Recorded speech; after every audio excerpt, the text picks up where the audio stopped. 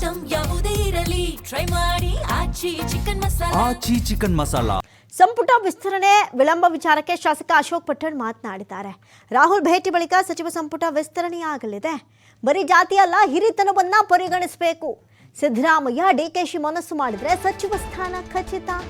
ನಾನು ಮಿನಿಸ್ಟರ್ ಆಗಬೇಕು ಅಂತ ಕುದುರೆ ಮೇಲೆ ಓಡ್ತಾ ಇದ್ದೀನಿ.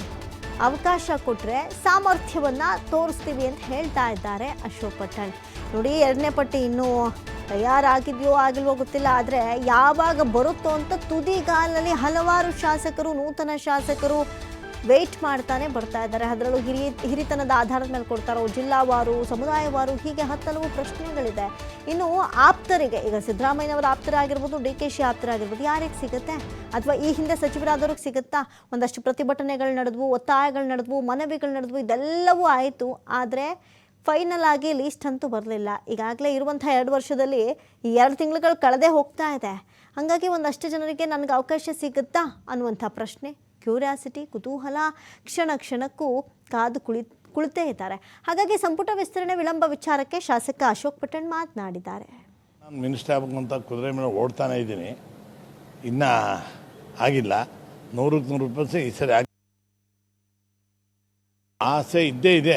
ಅವಾಗಿಂದ ನಾನು ಮಿನಿಸ್ಟರ್ ಆಗಬೇಕಂತ ಕುದುರೆ ಮೇಲೆ ಓಡ್ತಾನೆ ಇದ್ದೀನಿ. ಇನ್ನೂ ಆಗಿಲ್ಲ.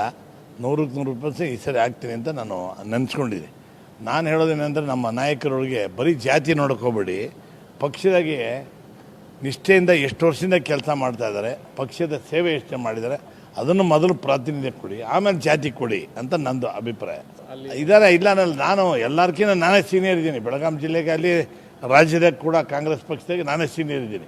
ಈಗ ಆಗಿರೋ ಎಲ್ಲ ಮಂತ್ರಿಗಳಕ್ಕಿಂತ ನಾನೇ ಸೀನಿಯರ್. ಹಂಗೆ ನೋಡೋಕೆ ಹೋದ ಅವರೆಲ್ಲ ಬೇರೆ ಮಂತ್ರಿಗಳು ನಾನು ಹಂಗೆ ಹೆಂಗೆ ಅಂತ ಹೇಳ್ಕೊಬೋದು.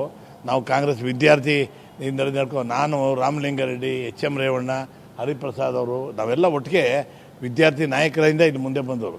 ಯೂತ್ ಕಾಂಗ್ರೆಸ್ ಸೆಕ್ರೆಟರಿ ಆಗಿದ್ವಿ. ಚಂದ್ರೇಗೌಡ ಯೂತ್ ಕಾಂಗ್ರೆಸ್ ಅಧ್ಯಕ್ಷ ಇದ್ದರು. ಆಮೇಲೆ ರಘುಪತಿ ಇದ್ದರು. ಆಮೇಲೆ ಜಾರ್ಜ್ ಇದ್ದರು, ಹರಿಪ್ರಸಾದ್, ಎಲ್ಲರ ಜೊತೆ ನಾವೆಲ್ಲ ಒಟ್ಟಿಗೆ ಕೆಲಸ ಮಾಡ್ಕೊಂಡು ಅವಾಗಿಂದ ಬಂದಿದ್ವಿ. ದೇವರಾಜ ಟೈಮ್ನಾಗೆ ನಾವೆಲ್ಲ ಅವಾಗಿಂದ ರಮೇಶ್ ಕುಮಾರ್ ಅಧ್ಯಕ್ಷ ಆಗಿದ್ದಾಗ ಮಾಡಿದ್ದೀವಿ. ರಘುಪತಿ ಅವರು, ಚಂದ್ರಗೌಡ ಹೇಳಿದ್ನಲ್ಲ, ಎಲ್ಲ ಅವಾಗಿಂದ ನಾವೆಲ್ಲ ಪ್ರಧಾನ ಕಾರ್ಯದರ್ಶಿಯಾಗಿ ಕೆಲಸ ಮಾಡಿದ್ವಿ. ಅವಾಗಿಂದ ಮಾಡ್ತಾಯಿದ್ವಿ. ಅದನ್ನು ಗಣನೆ ಹೊರತಾಗಿ ಬರೀ ಜಾತಿ ಗಣನೆ ತೊಗೊಂಡು ಬರೀ ಜಾತಿ ಮಾಡಿದ್ರೆ ಅದೇನು ಪ್ರಯೋಜನ ಆಗೋಲ್ಲ. ಜಾತಿ ನಾನು ಯಾವಾಗಲೂ ಅಷ್ಟೇ ರಾಜ